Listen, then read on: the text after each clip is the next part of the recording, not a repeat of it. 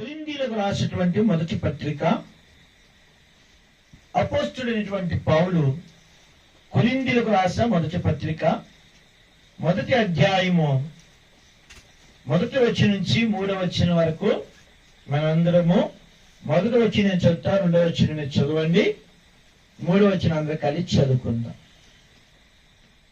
దేవుని చిత్తము వలన యేసు క్రీస్తు యొక్క అపోస్తలుగా నుండుటకు పిలువబడిన పౌలును, సహోదరుడైన సోస్తెనేసును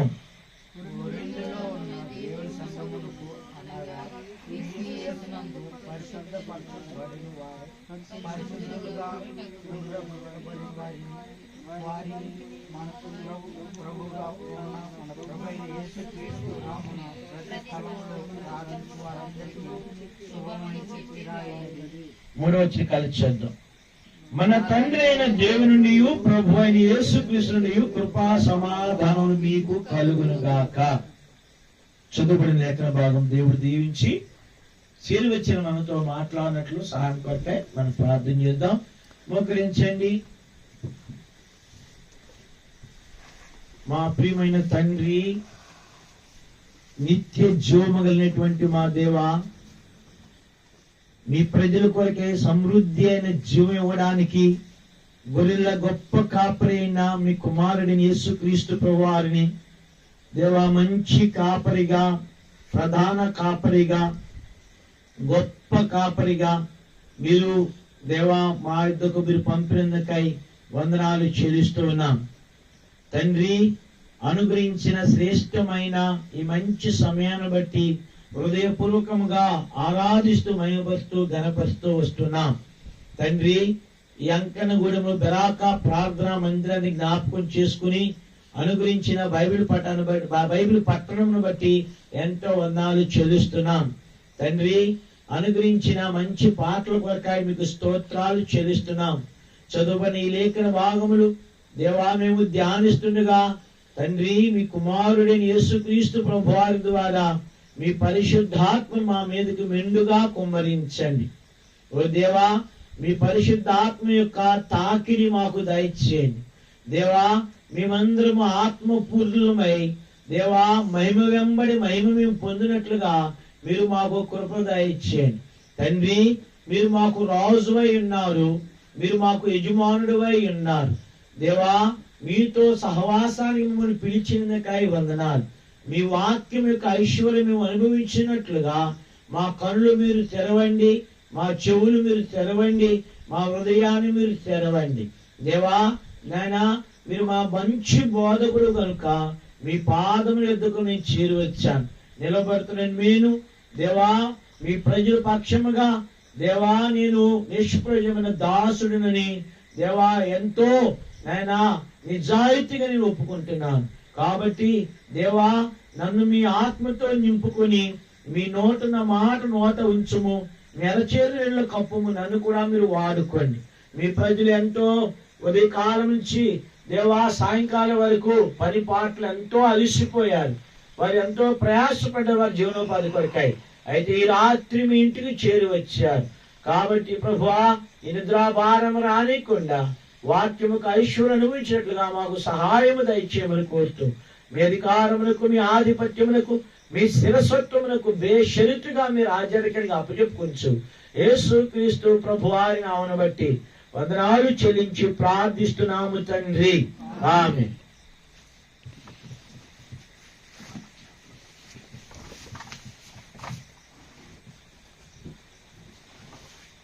మనము గడిచిన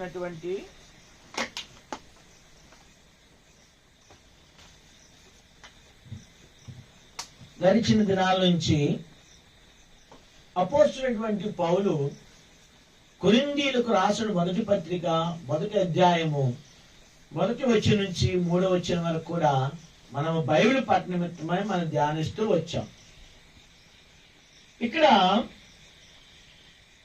దేవుడు మనుషులతో మాట్లాడేటువంటి సమయం కాబట్టి దేవుడు వాని విశ్వాస పరిమాణాన్ని చొప్పున దేవుడు వారితో మాట్లాడతాడు. మనతో దేవుడు మాట్లాడాలంటే నాతో మాట్లాడంటే మీతో మాట్లాడు, మీతో మాట్లాడే నాతో మాట్లాడు. ఎలా మాట్లాడతాడు? నీ విశ్వాసాన్ని బట్టి, నీ అంచెలంచెలమైన విశ్వాసాన్ని బట్టి దేవుడు నీతో మాట్లాడతాడు. ఎందుకని? మన దేవుడు ఏ దేవుడు? గడి చెప్పలేదు. ఏ దేవుడు? గడి చెప్పను. ఇంకా ఏ దేవుడు? మాట్లాడే దేవుడు. అందుకే హెబ్రీ పత్రిక 1వ అధ్యాయంలో ఏమంటాడంటే, పూర్వమందంటే దేవుడు తన పితరుల ద్వారా, మన పితరుల ద్వారా ఏం చేశాడు? దేవుడు మాట్లాడాడు. మరి ఇది ఏ కాలం? ఇది అంత్యకాలం. అంత్యకాలం ఎవరి ద్వారా మాట్లాడతాడు? తన కుమారుడని యేసుక్రీస్తు ప్రభువారి ద్వారా మనతో ఏం చేస్తాడు? మాట్లాడతాడు. మరి యేసుక్రీస్తు ప్రభువారు ఏమై ఉన్నారు కదా? ప్రకటన గ్రంథం మనం చూస్తే తెల్లని గుర్రం మీద యేసుక్రీస్తు ప్రభువారు ఆయన యుద్ధానికి బయలుదేరుతున్నప్పుడు తెల్లని వస్త్రాలు వేసుకున్నప్పుడు ఆయన తొడ మీద ఏమని రాయబడింది? ఏమని రాయబడింది? దేవుని వాక్యమును నామము గలవాడు.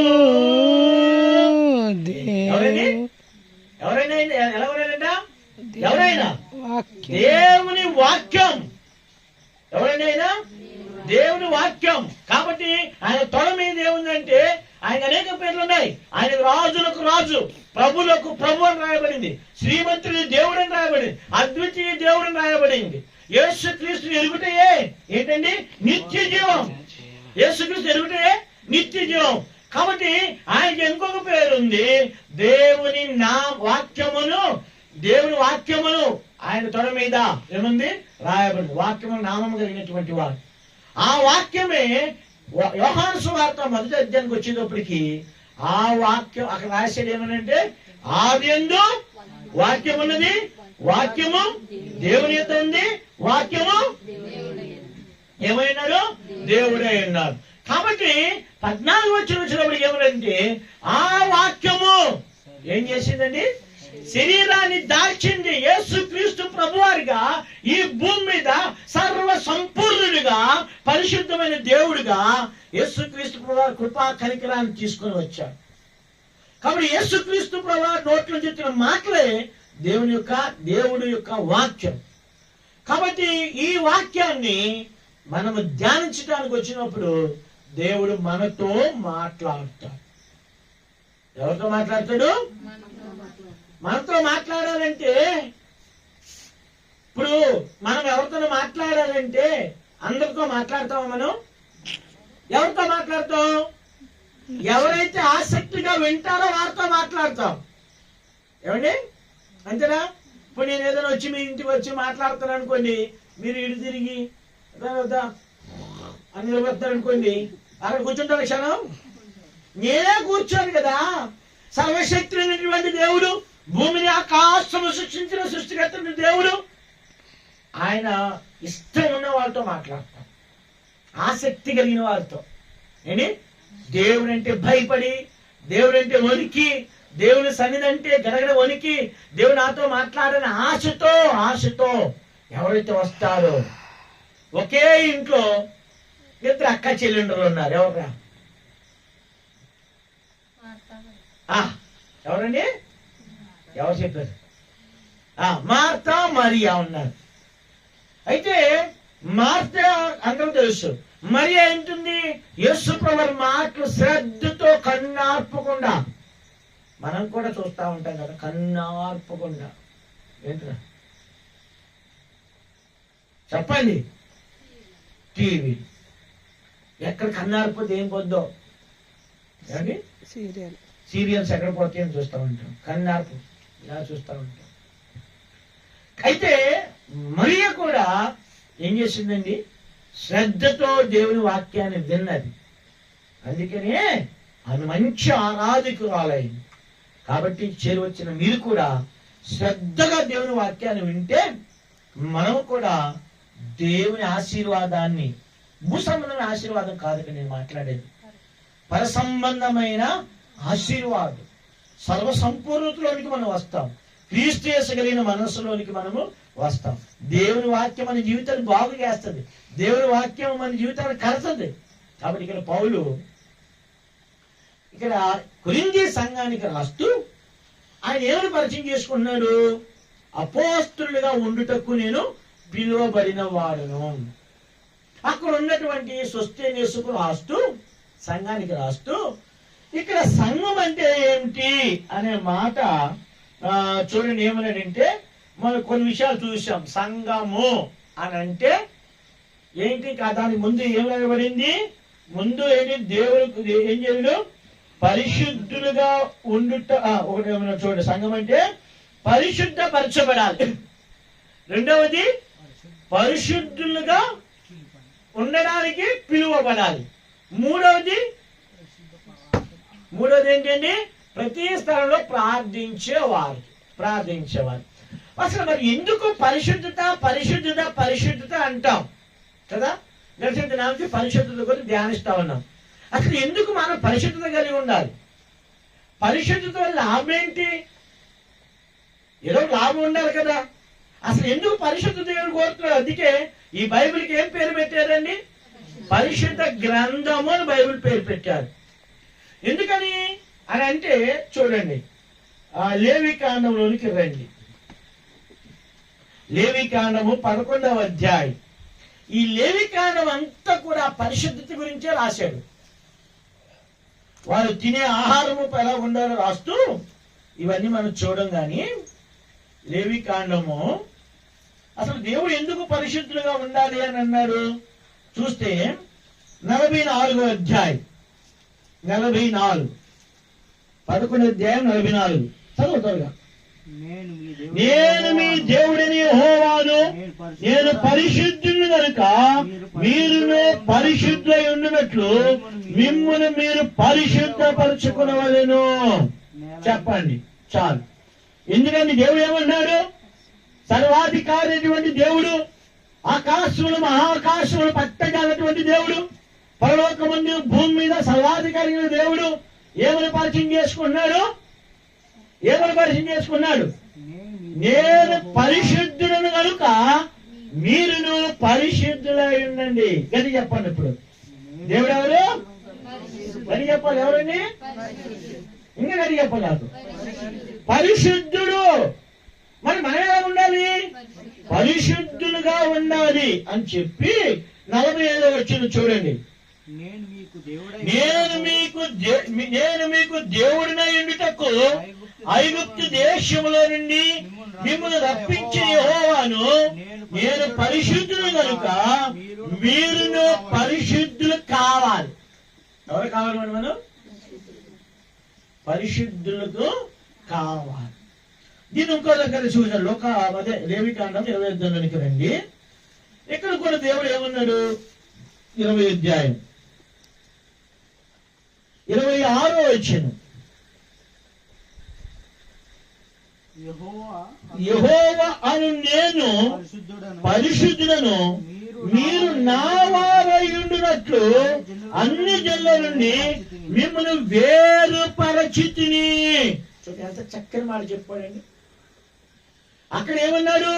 11వ అధ్యాయంలో నేను పరిశుద్ధుని కనుక మీరును పరిశుద్ధులు కావాల్సిందే. అయితే ఈ పరిశుద్ధులు ఏమవ్వాలి?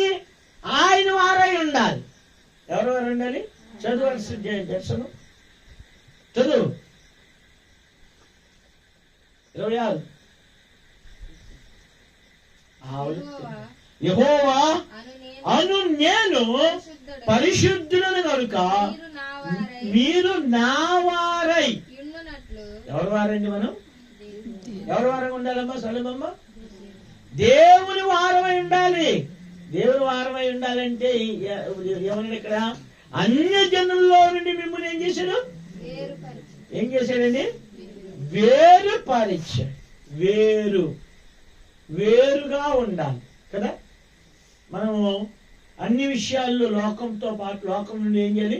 వేరుగా ఉండాలి కదా. కాబట్టి వేరైన జీవితం కలిగి ఉండాలి. కాబట్టి అలాగున ఆయన ఏం చెప్పిన మాట ఏంటంటే, సంఘము అని అంటే పరిశుద్ధపరచబడిన వారై పరిశుద్ధం ఉండడానికి ఏం చేయాలి? పిలువబడాలి. అసలు పరిశుద్ధత మనం చూసాం. అసలు ఎందుకు పరిశుద్ధుడా? పరిశుద్ధత ఎందుకు? దేవుడు పరిశుద్ధుడు కనుక మనము కూడా పరిశుద్ధులుగా ఉండాలి. ఇప్పుడు ఉదాహరణకు ఎవరైనా ఒక మంచి వస్త్రాలు వేసుకుని కదా, మంచి వస్త్రాలు వేసుకుని మంచి సూట్ వేసుకుని అన్ని మంచిగా ఉండి కారులోంచి దిగి ఒక కుష్ఠరోగి నేతి లడ్డు ఏమంటే జీడిపప్పు కిస్మిస్ ఇవన్నీ వేసి కారుకి మంచి గుమగుమలా తీసుకొచ్చి అమ్మ శారా వేసి తిను అంటారు. తీసుకుంటావా? లడ్డు మంచిదే కదా, ఏమార్తక్క తీసుకుంటావా? లడ్డు మంచిదే, సూటు మంచిదే, కారు మంచిదే, బట్టలు మంచిదే, కానీ ఏది మంచిది కాదు? ఏదండి? ఇచ్చేవారు చేయి మంచిది కాదు. కానీ అదే మంచోడు వచ్చి ఇస్తే ఏం చేస్తారు? తీసుకుంటారు కదా. అలాగే యేసుక్రీస్తు ప్రభువారు పరిశుద్ధుడు కనుక మన జీవితము పరిశుద్ధంగా ఉండాలని కోరుతున్నాం. ఈ పరిశుద్ధత వల్ల గొప్ప లాభం ఏంటి అని మనం చూస్తే ఇక్కడ ఎవరు మొదటిగా ఆయన పరిశుద్ధులు కనుక మీరు పరిశుద్ధులుగా ఉండాలన్నాడు. రెండవది ఈ పరిశుద్ధులుగా ఉంటే ఎవరి వారు అవుతాం? మనం క్రీస్తు వారమై ఉంటాం. ఎవరి వారం అండి? క్రీస్తు మనవాడు, మనం దేవుని వారమని పౌలు చెప్పాడు. ఎవరు అంటే మనం దేవుని వారు. అందుకే ఒక పాట ఉంది కదా, దేవునితో సాపాటి పాలివారినిగా చేసే. ఎవరమాట మనం? పాలివారినిగాను. చెప్పాలి గారి ఎవరండి మనం? పాలివారినిగాను. పాలివారం. తెలంగాణలో ఒక మాట ఉంటుంది, పాలోలు రా అంటారు. పాలోలు అంటే మాలోలు కాదు, మీరు తప్పదు. పాలోలు అంటే మన దగ్గర ఉపయోగించరు. తెలంగాణ భాష మంచి భాష. తెలంగాణ వాళ్ళు ప్రేమ కూడా మంచి ప్రేమ, తెలుసా తెలంగాణ ఉంది. వాళ్ళు ఏంటంటే నేను ఒక ఆయన చనిపోయాడు, నాకు తెలిసిన ఆయన చనిపోయాడు. నేను వెళ్తే మా పాలోళ్ళు పాతి పెట్టాలి అన్న వాళ్ళు.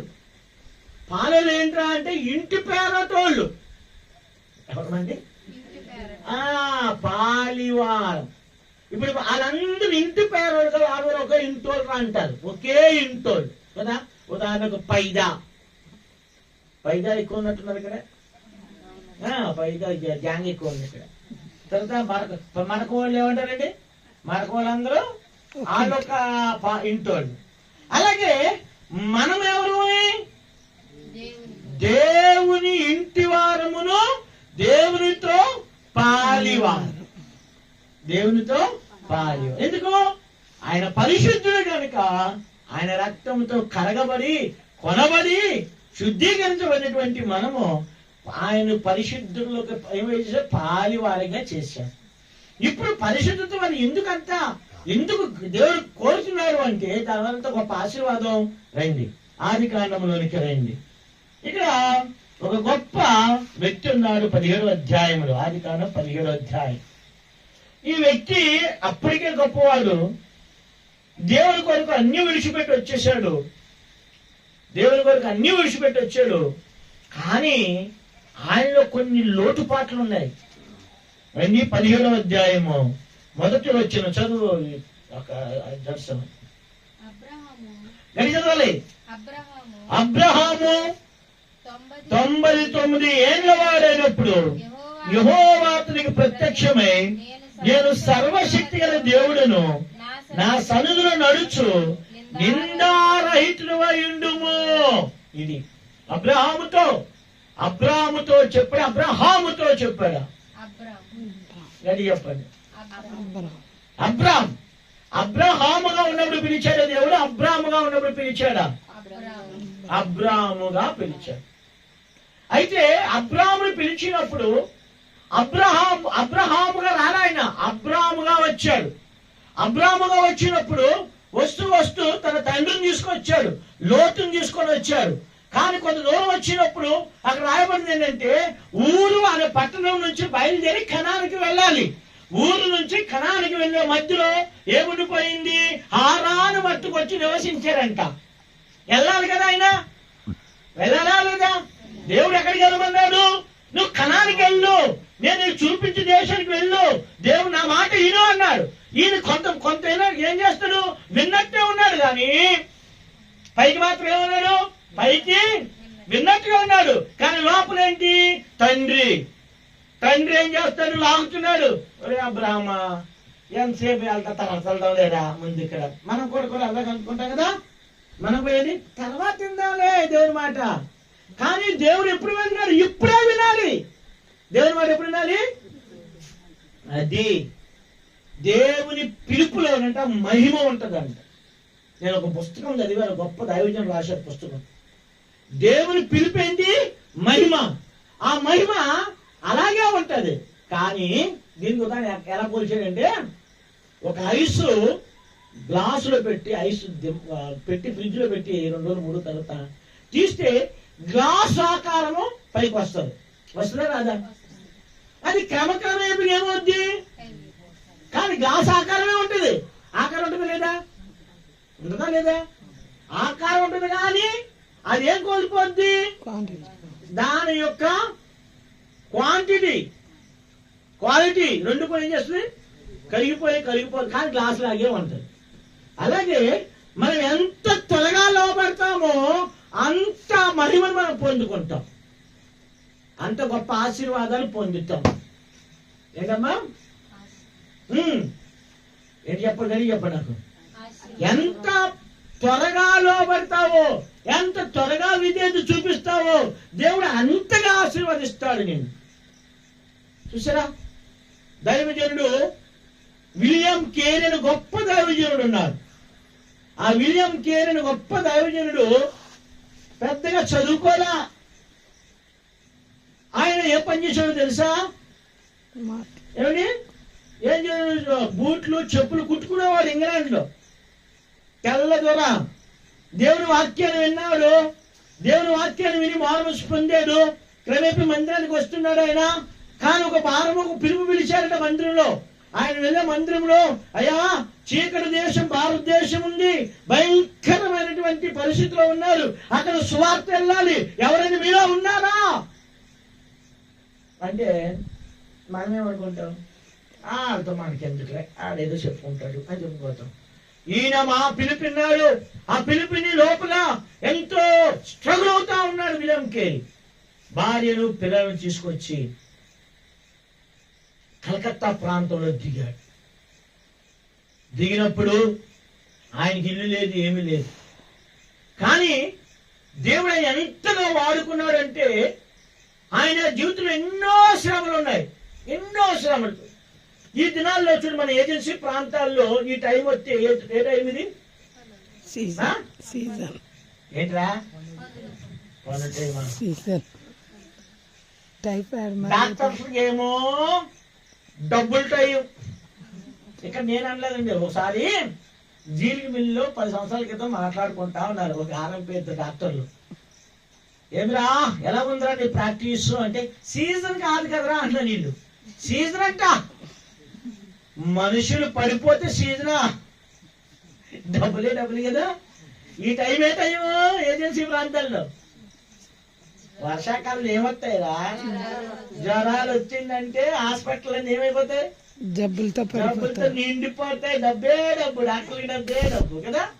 కాబట్టి ఆ దినాల్లో ఆయన కొడుకులకి చూడండి, ఒక ఆయన మలేరియా వచ్చి చనిపోయాడు. మలేరియా. ఈ దినాలంటే మలేరియాకి ఏముంది? మెడిసిన్ ఉంది. ఆ దినాల మెడిసిన్ లేదు. కొడుకు చచ్చిపోయాడు. చచ్చిపోతే భార్య పిచ్చెక్కిపోయింది. కాబట్టి ఆయనే గొయ్యి తీసుకుని పాతి పెట్టుకున్నాడు. ఆ తర్వాత ఆ సిచ్యువేషన్, ఆ సీన్ చూసి భార్య పిచ్చెక్కిపోయి ఆయనతో కొట్టుకుంటూ ఉండేది. కాబట్టి భార్య చనిపోయిన తర్వాత ఆయన బైబిల్ని ఆయన తర్జుమా చేయడం మొదలు పెట్టారు. తర్జుమా చేయబడితే ముద్రించే సమయానికి అది కూడా కాలిపోయింది. అయినా బాధపడలేదు ఆయన. 42 భాషల్లో ఆయన స్వతంగా 42 భాషలు ఒక చదువుకోలేను. గుర్తుపెట్టుకోండి. బూట్లు పాలిష్ చేసేటువంటి వాడు ఏం చేసేవాడండి? బూట్లు కుట్టుకునేటువంటి వాడు ఏం చేసి 42 భాషల్లో దేవుని వాక్యం తర్జుమా చేశాడు. ఒక గొప్ప యూనివర్సిటీని పెట్టాడు అక్కడ కలకత్తా సెరంపూర్లో. ఎంత గొప్పగా వాడుకున్నా చూసారా? కాబట్టి ఇక్కడ మన దేవుడు ఏం తెలుసా? మన యొక్క అర్హతలు చూడు, మన అందచందాలు దేవుడు చూడు, మన గొప్పలు చూడు దేవుడు. నువ్వు ఎంతగా లోబడుతున్నావా, నువ్వు ఎంతగా విధేయత చూపిస్తున్నావా, ఎంతగా దేవునికి వెంట లోబడుతున్నావా, అది దేవుడు చూస్తాడు. ఈ అబ్రహాం జీవితంలో లోబడినట్టున్నాడు కానీ తండ్రిని తీసుకొచ్చాడు. కాబట్టి దేవుడు ఏం చేశాడు? తండ్రిని తీసేశాడు. అడ్డు అబ్రహాముకి దేవునికి అడ్డు ఎవరున్నారు? పాల్ గారు? తండ్రి ఉన్నాడు. ఈ తండ్రి వెనకలా అవుతున్నాడు.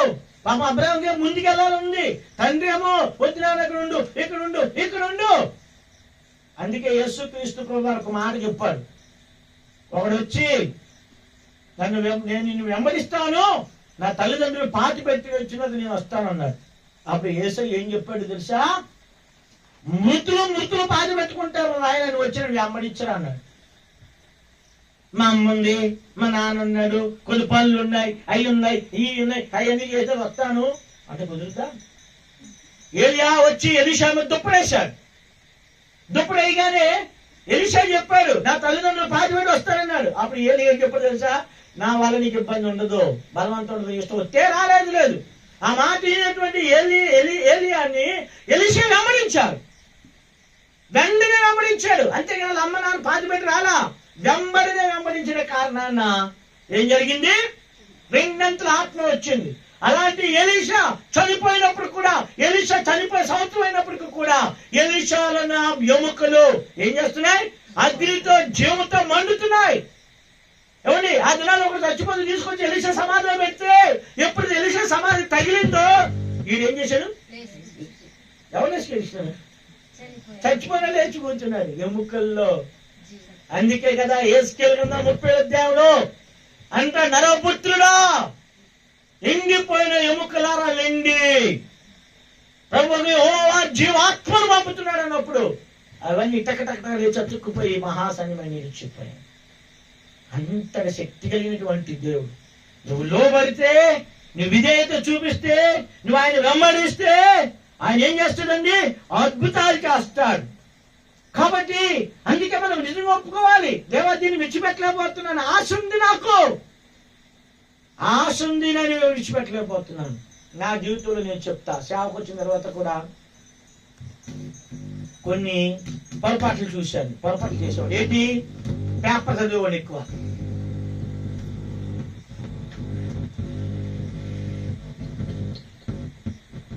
News paper చదివేవాడిని.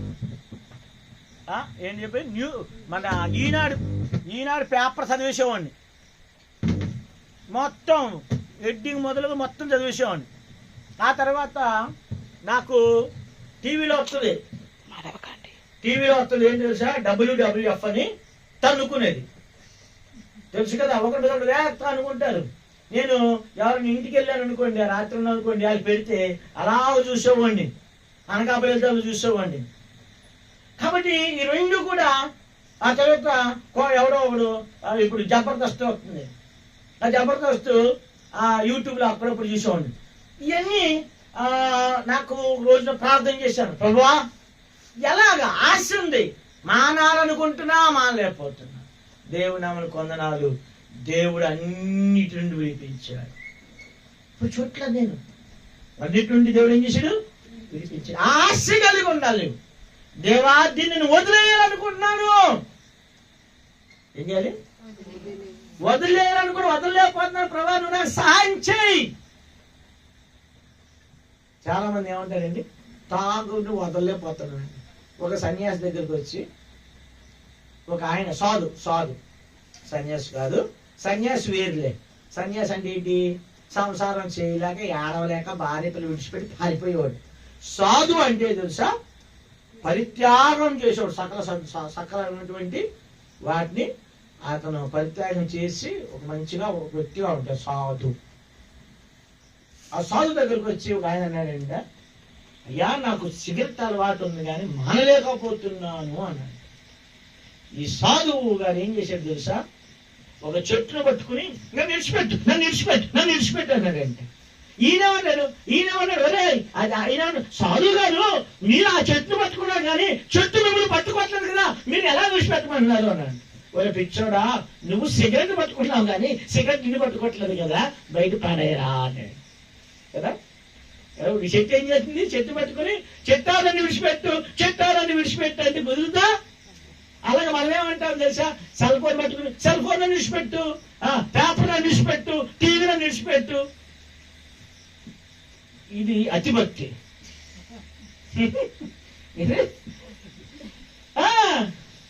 ఏంటమ్మా అతిభక్తి? ప్రభువా విడిచిపెట్టలేకపోతున్నావు, ప్రభువా ఏంటి విడిచిపెట్టలేకపోతున్నావు? ఆశ ఉండాలి, బయటకు రావాలని. ఏముండాలండి?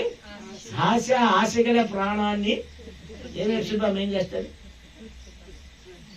పెద్ద నూరేసుకుని తిట్టేస్తాను అనుకో శుభమ్మ, ఏం చేయనయ్యా తిట్టకుండా ఉండలేకపోతున్నాను నేను, తిట్టకుండా ఉండలేకపోతున్నాను. సరే మంచిదే, ఆశ ఉంది, దేవా నేను తిట్టకుండా ఉండలేకపోతున్నాను, ఈ తిట్టకుండా ఉండేటట్లు నాకేం నువ్వు చేయి, ప్రార్థన చేయి. మన దేవుడు ఏ దేవుడు? తిట్లు మానిపించే దేవుడు. ఏ దేవుడు? గది చెప్పాలి నాకు, ఏమి దేవుడు? నేను కొంచెం బోర్డు చదువుతా ఉంటాను, త్రాగుడు మానిపించాలి అని అంటే నా ఫోన్ నెంబర్లు పెడతా ఉంటాను. పిచ్చోళ్ళు లేరా, ఎంత మందు పోసినా మళ్ళీ మన ఇటుకీ రాజు గారిని ఎన్ని మందులు పోయించారు? మనేడా మన దగ్గర పోయి తాగుపోతున్నారు, మారేరా లేదా? మన కళ్ళు తాగిన వాళ్ళు ఉన్నారు కదా, కనుమ తాగారా చిన్నప్పుడు, దేశ దగ్గర రాకుండా వేసావా లొట్టు, ఎత్తారు లొట్టు. మరి ఇప్పుడు ఎందుకైదు? దేవుడు మానిపించాడు. లొట్టు మానిపించిన దేవుడు ఈ తిట్లు మానిపించడా? ఏమిరా చెప్పండి నాకు. అంటే లొట్టు మానేయాలని అసహ్యం వచ్చింది కాబట్టి వదిలేసావు, అంతే కదా. కాబట్టి ఆశ ఉండాలి, తిట్టకూడదు యేసయ్యా, నేను పరిశుద్ధంగా బతకాలి యేసయ్యా. అందుకే అబ్రహాం జీవితంలో చాలా లోపాలు ఉన్నాయి. అయితే దేవుడు అబ్రహాం దగ్గరికి వచ్చి, అబ్రామా నేను ఎవరినో తెలుసా? ఎవరిని నేను చెప్పు, పాలు చెప్పు, ఎవరినో చెప్పు, ఏం చెప్ప నాకు. నేను సర్వశక్తి గల దేవుడును. నన్ను ఏమనుకుంటున్నావు తెలుసా? ఏదో బంగారం అద్భుతాలు ఇస్తానంటే కాదు, నేను ఏంటి తెలుసా, నేను సర్వశక్తి గల దేవుడును. ఎందుకు ఆ మాట చెప్పాడు? 13వ అధ్యాయానికి వచ్చినప్పటికీ 13వ అధ్యాయంలో భార్యనేమో చెల్లు అని చెప్పమన్నాడు అబ్రాహం గారు. భార్యని ఏం చెప్పాడు? చెల్లు అన్నాడు. సరే ఏం పాపం, ఏం భర్తకు లోపలి నేను చెల్లు అని చెప్పింది. ఓహో చెల్లులా అంత అందగత్తని చెప్పి ఫరో ఎత్తుకుపోయాడు. ఆ చూస్తే ఏం చేశాడు ఫరో? ఆడు ఎత్తుకుపోతే ఇప్పుడు అబ్రాహం గారు వెళ్ళి తెచ్చుకోలేడు. ఎందుకంటే బలమైన రాజు ఆ దినాల్లో ఫరో అంటేనే. ప్రపంచ చరిత్రలోనే అది ఐగుప్తు యొక్క సంస్కృతి ఎంతో విలసిల్లింది, నాగరికత ఎంతో విలసిల్లింది చరిత్రలో చదువుతూ ఉంటే అండి. అలాంటి బలమైన రాజు ఐగుప్తులోను ఫరోని దేవుడుగా కొలుస్తారు, సూర్య దేవుడు కుమారుగా కొలుస్తారు అతన్ని. అలాంటి వాడి చేతులు ఎవరు కాపాడతారు? అబ్రాహ్మణు నోరు జారిపోయాడు, భార్యనే బాగును, ఏమన్నాడు? చెల్లి అని చెప్పాడు, ఎత్తుకుపోయాడు. అయితే సర్వశక్తి గల దేవుడు రంగ ప్రవేశం చేశాడు. ఏం చేశాడు తెలుసా? ఫరో యొక్క ఇంటి వారందరికీ రహస్య స్థలాల్లో ఏమొచ్చింది? గడ్డలెట్టేసాడు. అబ్రహాం సినిమా చూడండి మీరు. అబ్రహాం సినిమా మీరు అన్ని చూస్తారు కదా యూట్యూబ్ లో. అబ్రహాం సినిమా, యోసేపు సినిమా, యాకోబు సినిమా, యేసు ప్రభువు ప్యాషన్ ఆఫ్ క్రైస్ట్ సినిమా చూడండి. యేసయ్య ఎలా శ్రమపడ్డాడు వస్తుంది. అందులో నేను చూశాను. అందులో చూస్తే ఈ ఫరో రహస్య స్థలాల్లో నొప్పి వచ్చేస్తుంది, గడ్డలు వస్తాయి, నొప్పుతావా? ఆడిని ఏం చేశారు? ఫరోని వేడి తట్టుకోలేక పడుకోబెడుతున్నారు, లేపుతున్నారు, పడుకోబెడుతున్నారు, లేపుతున్నారు. ఆడు మంట అన్నాడు. వాళ్ళ ఇంట్లో వాళ్ళందరూ మంటలే, దేవుడు వెళ్ళాడు మంటలో. ఎందుకని? అబ్రాహాము యొక్క భార్యను తీసుకొచ్చి పెట్టి వస్తాడు. ఎవరు విడిపించలేరు ఆ దినాల్లో. కానీ దేవుడు పెట్టగానే అప్పుడు ఒకరు వచ్చి అంటారు, రాజా, అయ్యా రాజుగారు, ఈ సమస్య ఎందుకో తెలుసా? మన దేశంలోకి ఎవరు వచ్చారు? ఆ దినాల్లో దేశ సంచారులు అంటారు. వాళ్ళు ఏమంటారండి? సంచారులేనా? కాదు, ఒక దగ్గర ఉండరు వాళ్ళు. ఈ ఊరు నుంచి ఆ వలస కాదు, దాని ఏదో పేరు పెట్టాడు, పేరు మర్చిపోయాను. ఈ పేరు మరి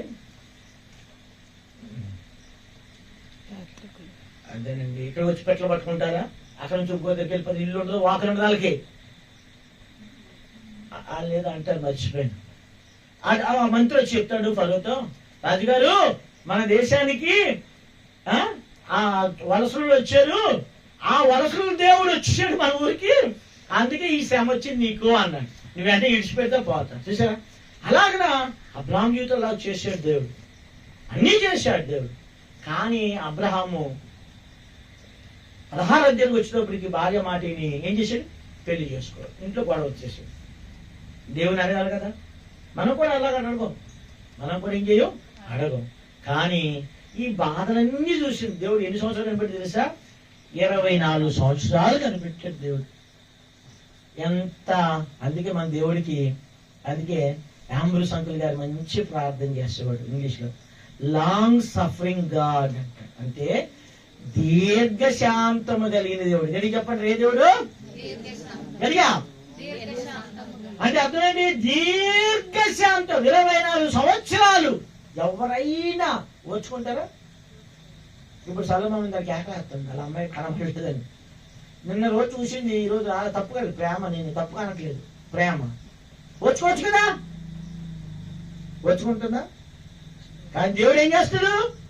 ఎవరు ఓర్చుకోలేరు, మానవుడని ఎవరు ఓర్చుకోరు. అందుకే 8 సంవత్సరాలు అబ్రహాం జీవితంలో 24 సంవత్సరాలు కనిపెట్టాడు. 24 సంవత్సరాల తర్వాత పాప అబ్రహాం గారు పడుతున్నాడు, లెగుతున్నాడు. ఇంకా దేవుడు అర్థమైపోయింది, ఇంక ఈ మనుషుడు ఇంక పడుతూనే ఉంటాడా అని చెప్పి ఒక దినాన్ని దేవుడు అబ్రహాం దగ్గరికి వచ్చి, భక్తి సింగ్ గారు చెప్తా ఉంటాడు ఒకసారి వాక్యం అన్నాడు భక్తి సింగ్ గారి దగ్గర, మెసేజ్ వినా. అబ్రహాం గారు 99 సంవత్సరాలు అంటే కర్రట్టుకొని టిక్కు ఉంటాడు కదా, ముసలాడు కదా. అబ్రహామా అన్నాడంటే దేవుడు. చెప్పండి అయ్యా అని అంట. కర్ర వదిలేయాడంట. అదేంటి ప్రభావ, కర్రలు వదిలేస్తాం ప్రభు, నాకు బలం కదా, వదిలేయి అన్నాడంట. వదిలేసాడంట. అబ్రహాము నువ్వు అన్నాడంట. ఏంటి? కర్ర పట్టుకుంటే అబ్రహాం అయ్యాడు, కర్ర వదిలేసేస్తే అబ్రహాం అయ్యాడు. అంటే ఇప్పుడు ఎవరు పట్టుకున్నాడు? దేవుని పట్టుకున్నాడు. చూసారా? ఇప్పుడు దేవుడు అన్నాడు, అబ్రహామా, నేను సర్వశక్తి గల దేవుడినయ్యా, నువ్వేం చేయాలి తెలుసా?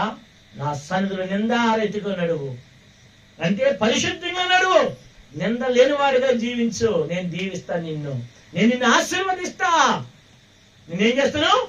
అక్కడ నుంచి ప్రారంభమైన అబ్రహాం జీవితం అబ్రహాముగా చేయబడిన తర్వాత ఏంటి? అది వేరే పేరు పెట్టాను, ఇంకోటి ఉండదు, దాని పేరు మర్చిపోయి చెప్తాను నీకు. అది చాలా మంచి చక్కని మాట. కాబట్టి అబ్రహాము 17వ అధ్యాయంలో ఎప్పుడైతే లోబడ్డాడో, అబ్రహాముగా చేయబడ్డాడో, ఏం చేయబడ్డాడు? ఇంకా అక్కడి నుంచి 18వ అధ్యాయంలో దేవుడు వాళ్ళ ఇంటికి వచ్చేసాడు. వచ్చి ఏం చేశాడు? ఆతిథ్యం చేశాడు. ఆతిథ్యం చేయగానే ఎవరు పుట్టేశాడు? వెళ్తూ దేవుడు ఏమన్నాడు? మళ్ళా సంవత్సరం వస్తానయ్యా, నీ భార్య ఎక్కడుంది? ఏముంది? నా భార్య అక్కడ ఉందయ్యా అన్నాడు. ఆవిడేమో నవ్వుతుంది. పాప అలవాటు అయిపోయింది ఆవిడకి, అబద్ధాలు చెప్పడం అలవాటు అయిపోయింది. ఎందుకు? భర్త నేర్పించాడు కదా, నేర్పించాడా? ఆవిడ నవ్వుతున్నప్పుడు ఇంకా నా అవలేదని చెప్పింది. పోనీ దేవుడు కూడా వదిలేశాడు. భయపడిపోయి ఏం చేసింది? నేను అవలేదయ్యా అంది.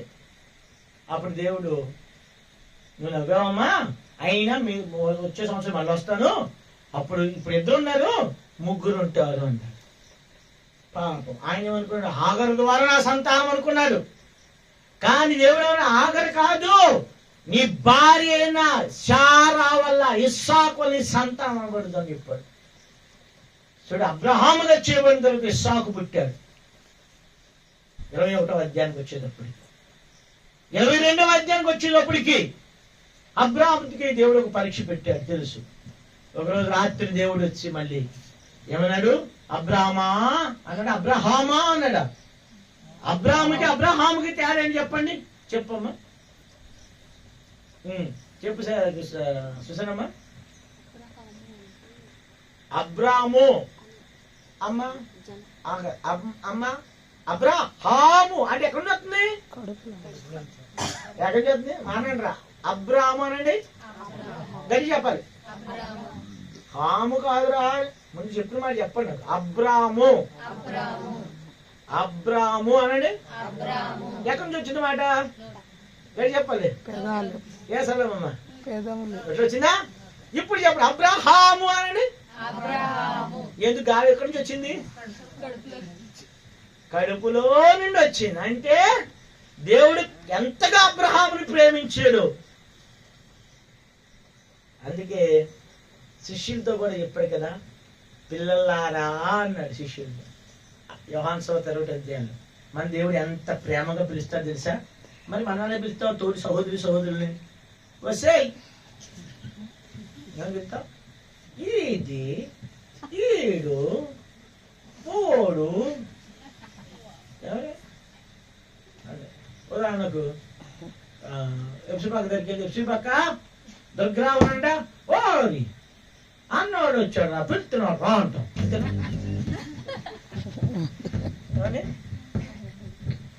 ఈడు మరి ఈయను భార్యలు ఏం పిలుస్తారు భర్తని?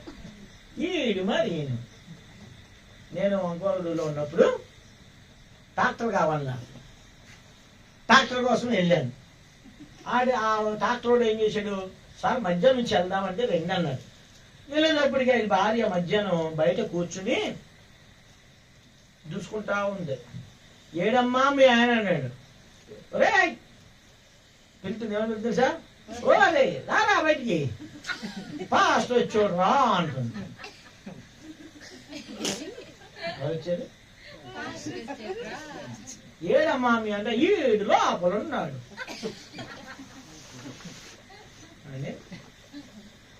అయితే దేవుడు ఎలా పిలిచలేదు మనల్ని? అబ్రహాము అబ్రాము అనట్లేదు, అబ్రహాము. అబ్రహాము నీ ఒక్కడైనా కుమారుడు తీసుకురా అన్నాడు. అబ్రహాము కూడా తక్కువడు కాదు. అర్థమైపోయింది దేవుని ప్రేమ. దేవుని ప్రేమ ఏం చేయబడింది? అర్థమైపోయింది. ఈయన ఇచ్చేవాడు కాదు, తీసుకునేవాడు కాదు. ఈయన ఏంటి తెలుసా? మన దేవుడు ఇచ్చేవాడు కానీ తీసుకునేవాడు కాదు. కాకపోతే అంత ధైర్యంగా కొడుకు పట్టుకెళ్ళి ఇస్తామని ఎవరికి ఇన్ని గుండెలు ఉన్నారండి? ఏమంటే ఎన్ని సంవత్సరాలతో దేవుడితో సహవాసం చేసిన మనుషులు దేవుని యొక్క లక్షణాలన్నీ అడిగేశాడు. ఆయన ప్రేమ గల దేవుడని, కనికరం గల దేవుడని, ఇచ్చేవాడుగా తీసుకునేవాడు కాదని, ఇది పరీక్ష అని తెలుసు. అందుకే ఏమంటావా ఇచ్చేయమన్నాడు. వెళ్ళాడు. వెళ్ళిన తర్వాత ఏమన్నాడు? ఆ కొడుకు అడిగాడు, నాన్న గొర్రెపిల్ల ఏది అంటే ఏమన్నాడు? దేవుడు చూసుకుంటాడు ఒకటి. రెండోది ఏమన్నాడు? పనులతో ఒరే నాన్న నేను మొక్కి వస్తానని చెప్పాడా? మొక్కి వస్తాము అని చెప్పాడా? మొక్కి వస్తాను అన్నాడా? ఏమన్నాడు? ఎంత ధైర్యం ఉంటే మాట చెప్పాలి అంటే దేవుని గురించి సంపూర్తిగా వినేశాడు కదా. చిన్నప్పుడు మనం చదువుకున్న వాళ్ళందరూ తెలుసు. 5వ క్లాస్ 6వ క్లాస్కి వెళ్ళినప్పుడు మొట్టమొదటి ఏమడుగుతాం? క్లాసులో ఉన్న మాస్టర్స్ గురించి అడుగుతాం. ఏ మాస్టర్ కొడతాడు మనల్ని, ఎవడు ఎక్కువ స్ట్రిక్ట్ గా ఉంటారా అడుగుతావా లేదా? అడుగుతారు లేదా? నేను మాత్రం అడిగేవాడిని. కొట్టే మాస్టర్ దగ్గర మాత్రం గజగజగా అనిపోయేవాడిని. కొట్టని వాళ్ళు ఉంటారు కదా టీచర్స్. ఒక ఆవిడ మా 8th క్లాస్ లో మంచి ఆవిడ ఉండేది. ఆమె పేరు ఆమె యశోదమ్మ గారి బాపనామె. నన్ను బాగా ప్రేమించేది. ఒరే విద్యా అనేది, నన్ను విద్యాసాగర్ కదా, ఒరే విద్యా అనేది. ఓ ఆవిడ ఎలాగంటుంది చెప్పి నేను రాసేవాడిని కాదు. ఆవిడ తిరుగుతా ఉండేది, నేను పట్టించుకునేవాడు కాదు. అది ఇంకో మాస్టర్ లెక్కలు మాస్టర్ చిత్తకొడేసేవాడు. ఆయన రాగానే కరగని వండుకోవాడు. కాబట్టి ఎవరు ఎలాంటి ఎరిగినప్పుడు కోపం ఉన్నవాడి దగ్గర ఏమో కరగని అడుగుతాం అంతే. ఇప్పుడు మా దుర్గారావు నాటోడు రోడ్లో వెళ్ళి కరకలు ఉండాలి మాత్రం ఏం చెప్తాం? ఏం చెప్తాం? ఎవరైనా భర్త ఆడవాళ్ళు యాక్చువల్గా ఆడవాళ్ళు ఏమంటారండి? భర్త మౌనంగా ఉన్నాడు అనుకోండి, సాల్మాన్ అలా మౌనంగా ఉంటే ఏం చేస్తారండి? ఆడిచ్చేస్తారు. అదే సాల్మాన్ గారు అని అనుకోండి, ఏమవుద్ది? గసగస కదా. కాబట్టి దేవుని ప్రేమను తెలిసిన ఆయన నేను ఇచ్చేవాడు కానీ తీసుకునేవాడు కాదని చెప్పి బలిపీఠ మీద పెట్టినప్పుడు దేవుడు ఏమన్నాడు? అబ్రహామా, నువ్వు నాకు భయపరచును, నేను ఏరిగి. 22వ అధ్యాయం అయిపోయిన తర్వాత 24వ అధ్యాయంలో రాశాడు ఏమో తెలుసా? అబ్రహాం అన్ని విషయంలో ఏం చేశాడు? దేవుడు ఆశీర్వదించాడు. చూసారా, పరిశుద్ధత ఉన్న దగ్గర నుంచి ఏమొచ్చేసింది? అన్ని వచ్చేసాయండి కదా. కొడుకు వచ్చేసాడా? కొడుకుని కొంటారు ఎక్కడైనా? కొడుకు వచ్చేసాడు. తర్వాత ఎవరు వచ్చారు? దేవుని దగ్గర సాక్ష్యం వచ్చేసింది, స్వరం వినేసాడు. తర్వాత భూ సంబంధంగా అన్ని విషయాల్లో కూడా జీవించాడు. అందుకే పరిశుద్ధత. దేవుడు అన్న, నేను పరిశుద్ధులైన ప్రకారం మీరును పరిశుద్ధులై ఉన్నారు. మీరు పరిశుద్ధులు అంటే మీరు ఎవరి వారై ఉంటారు? నా వారై ఉంటారు. అబ్రహాం ఎవరి వాడయ్యాడు? దేవుని వాడయ్యాడు. అందుకే ఫరోతో చెప్పారు, దేశ దిమ్మర్లు. ఏమంటారండి వాళ్ళు?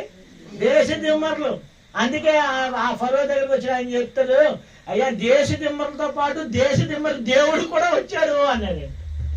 వారి దేవుడు అనిపించుకోవడానికి ఆయన ఏం చేయలేదు? మన గురించి అంటే సిగ్గుపడతారు లేదా? కాబట్టి ఇక్కడ ఈ రాత్రి మనం ఇక్కడ జ్ఞాపకం చేసుకోండి, మన దేవుడు అనిపించుకోవడానికి ఆయన ఏం చేయకూడదు? సిగ్గుపడకూడదు. సిగ్గుపడకూడదంటే పరిశుద్ధులమై ఉండాలి. అబ్రహాం దీవించే దేవుడు మనల్ని కూడా దీవిస్తాడు. అబ్రహాముని ఏమని బైబిల్ చెప్పింది తెలుసా? అబ్రహాం ఎవరు? అది అనేక జనులకు, విశ్వాసులకు తండ్రి.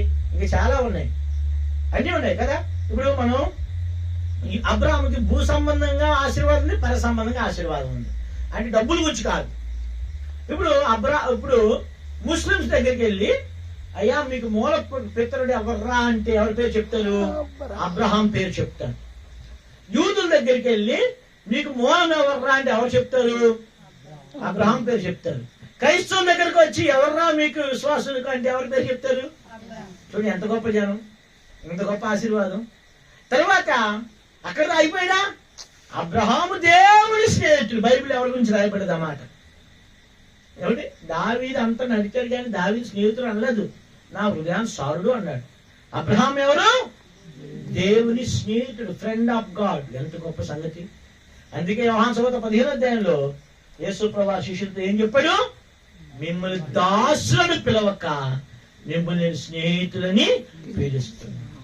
కాబట్టి మనం దేవుని స్నేహితులుగా ఉండాలంటే పరిశుద్ధత కలిగి ఉండాలి, సమర్పణ కలిగి ఉండాలి, విధేయత కలిగి ఉండాలి. లోబడినప్పుడు అబ్రహామును ఆశీర్వదించిన దేవుడు మనల్ని కూడా ఆశీర్వదించినట్టుగా ప్రభు మనకు సహాయము చేయనుగా.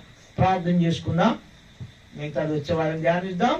సహోదరుడు బోయాజు ప్రార్థన చేస్తాడు.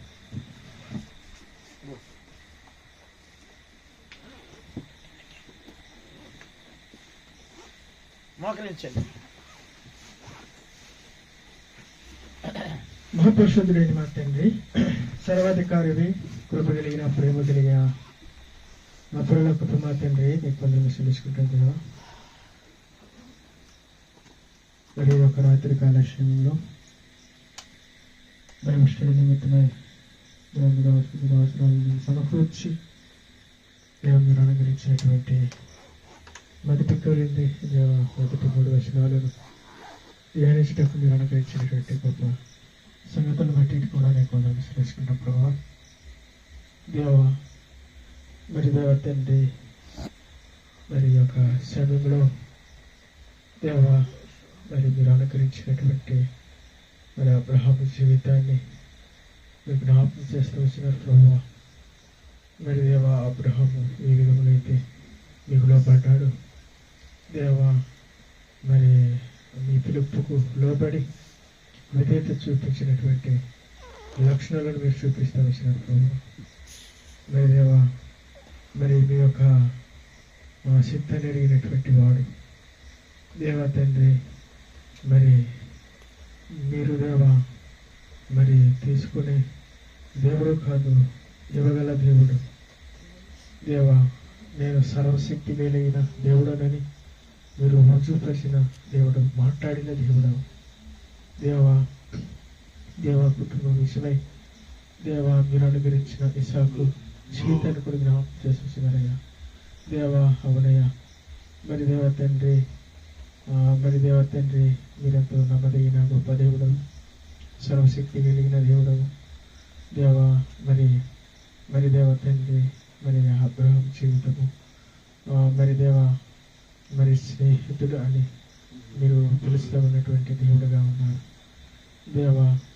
దేవా తండ్రి అవునయ్యా.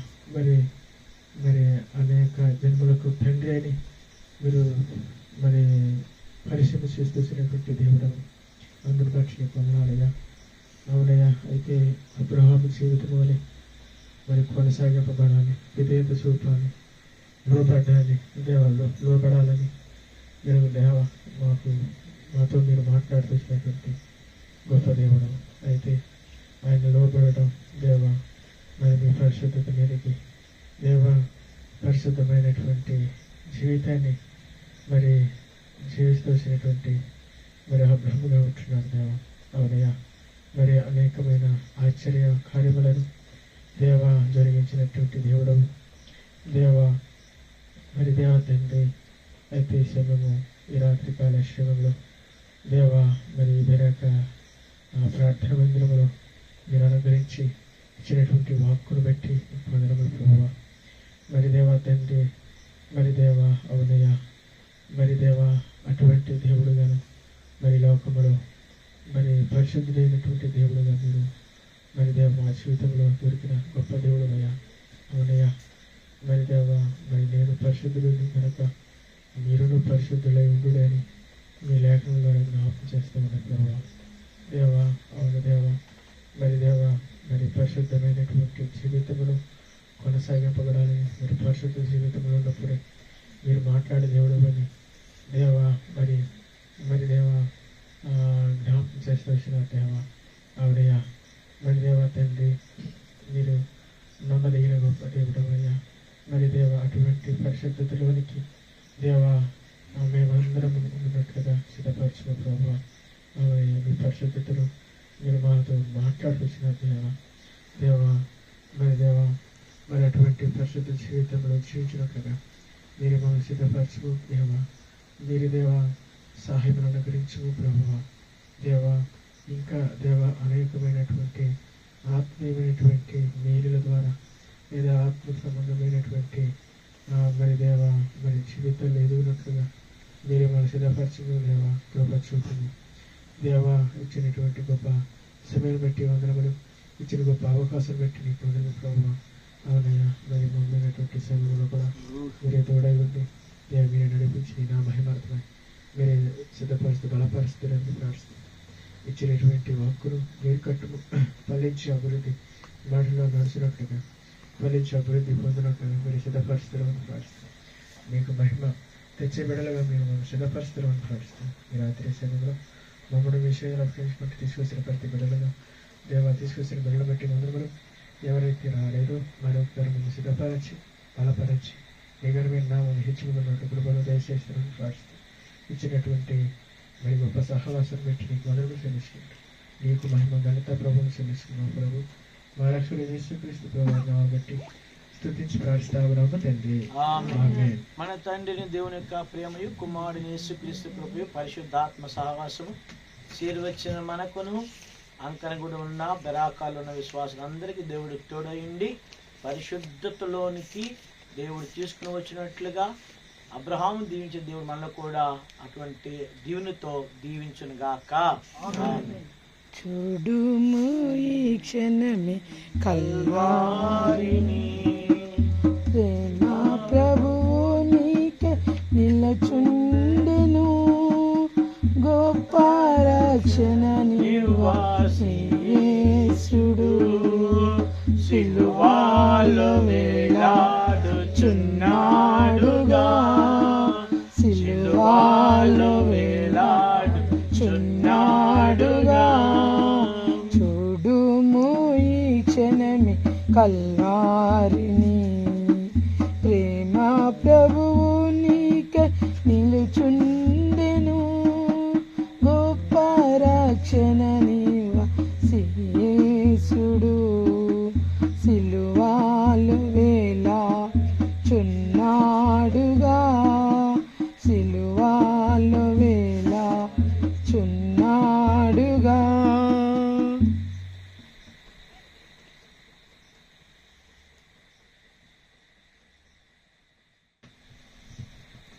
Praise lord.